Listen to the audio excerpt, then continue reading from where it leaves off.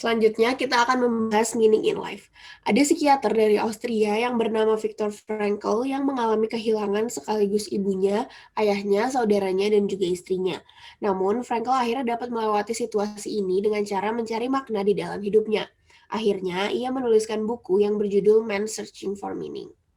Frankl pada tahun 1984 menekankan keterbatasan dan keunikan hidup setiap orang. Frankl percaya dengan memeriksa keterbatasan dan kehidupan kita dan juga memeriksa kepastian akan kematian akan menambah makna hidup.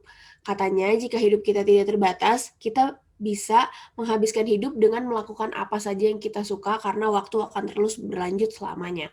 Namun, karena hidup kita terbatas, makanya dibutuhkan meaning in life.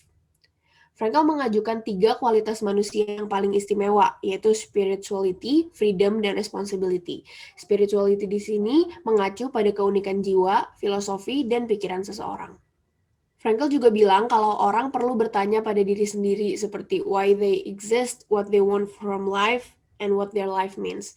Dan kebanyakan orang yang mulai mempertanyakan pertanyaan-pertanyaan ini adalah orang-orang yang sedang berada di middle age. Sehingga akhirnya dapat disimpulkan bahwa meaning making coping dapat berguna saat stres kronis dan saat mengalami kehilangan.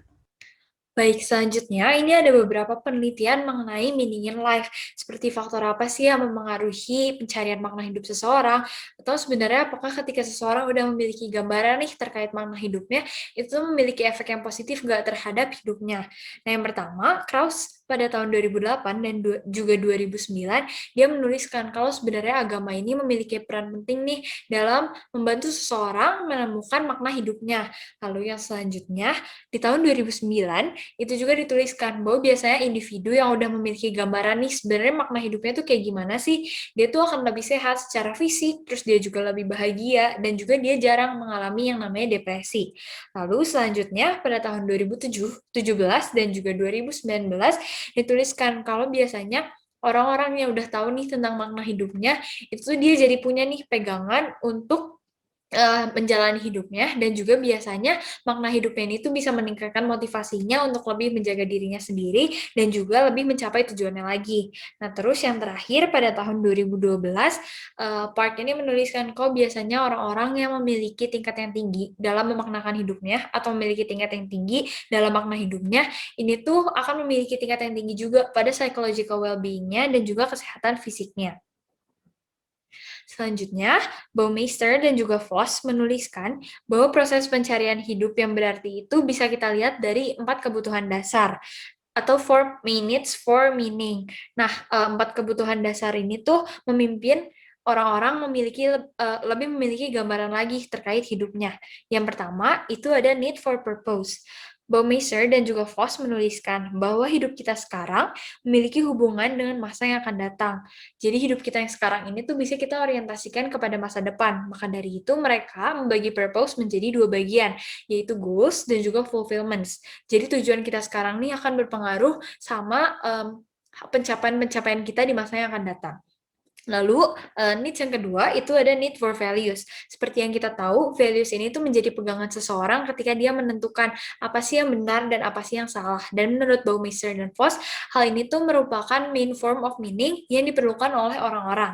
Nah, needs yang ketiga itu ada needs for self-efficacy. Seperti yang udah kita pelajari dulu, kalau misalkan self-efficacy ini ketika seseorang percaya diri bahwa dia bisa melakukan sesuatu, percaya diri dia bisa melakukan perubahan.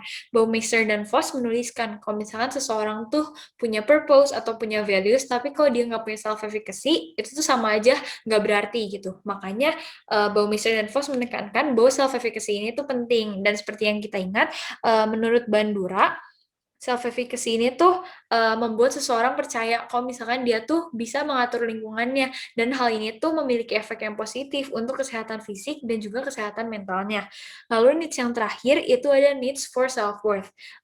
Jadi ini tuh apa ya, keinginan seseorang untuk dia tuh menjadi orang yang baik dan berguna. Jadi dia memiliki memiliki harga dalam hidupnya kalau misalkan dia tuh orang yang baik dan juga berguna. Dan kebanyakan individual tuh memiliki keinginan untuk self-worth ini. Nah, self-worth ini sendiri tuh bisa dicapai secara individual, misalnya ketika kita bisa melakukan sesuatu hal yang baru misalkan, atau ini juga bisa didapat secara kolektif, misalkan self-worth kita tuh muncul dari grup yang yang kita miliki itu. Nah, sekian aja presentasi dari kami mengenai bagian values, religion, and spirituality, dan juga meaning in life. Semoga bermanfaat. Terima kasih.